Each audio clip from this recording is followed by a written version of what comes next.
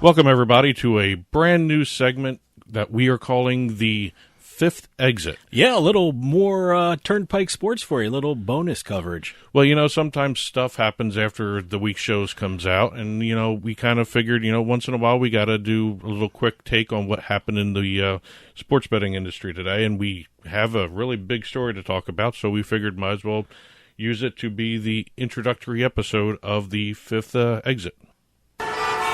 Exit 5. By the way, that's the first time we ever used that drop. Well, we've always had it. We've always had it. We've never used the Exit 5 drop before, so it's good to hear. This is a good as reason as any. We have Penn National announcing yesterday that they are going to be buying Score Media and Gaming for $2 billion in cash and stock. I love this because Penn National is certainly the parent company. Of course, as everyone knows, Barstool Sports. I'm a big fan of Barstool, and they're just making big waves in the sports betting industry, and I love the fact that Barstool is mixed in with this. Well, as everyone, you just mentioned, Penn National bought into Barstool Sports. They bought 36% of Barstool back in... it was January of 2020, and they've been growing that brand, and they've been doing a great job with that brand. Yep. Penn National has turned into one of the more interesting sports betting companies, not just casino companies, but a sports betting company. They did the deal with Barstool Sports, and since then they've been growing the brand. And during their earnings call, that was also with this announcement that they were buying Score, they announced that they expect Barstool, the brand itself, the Barstool Sportsbook brand, to be live in 10 states by the end of the year. Great. They're also going to have Barstool Sports Bars in Chicago and Philly. I like the fact that Barstool is going to have a sports bar in Philly because that's kind of close to me. I'm still waiting for Barstool to hit New Jersey, but I'm being very patient about it. They're also going to have Barstool branded live dealer games. Okay. And also Barstool digital slots and table games as well. So they're anticipating Barstool to grow.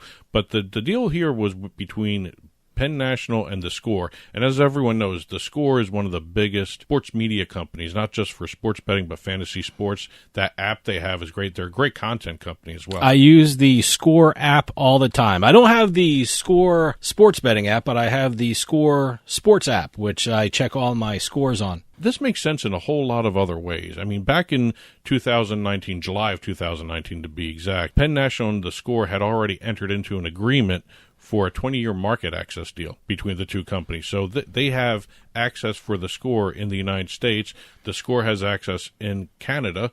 With Canada getting single-game sports betting, this makes a huge, huge footprint, not only for The Score, but also Penn National. Also, you bring in Barstool, which is going to be an incredible promotional activity. Absolutely, yeah. I mean, you're going to have the Barstool brand personalities promoting The Score. The Score is going to be there having a solid presence in Ontario for Penn National. I think it's just great. I mean, as you said, Canada just passed single-game sports betting, and The Score is in Canada, and I think it's the market access for Penn National and The Score is just amazing for this deal. Yeah, and I think this is going to be a totally integrated company if this comes out the way they want it to. I mean, The Score is still developing some of their technology, which is going to be the big question mark as to how they get around to doing that, because the sports betting platform, everything's going to be integrated. It's going to be a vertically integrated company, almost like what Bally's is.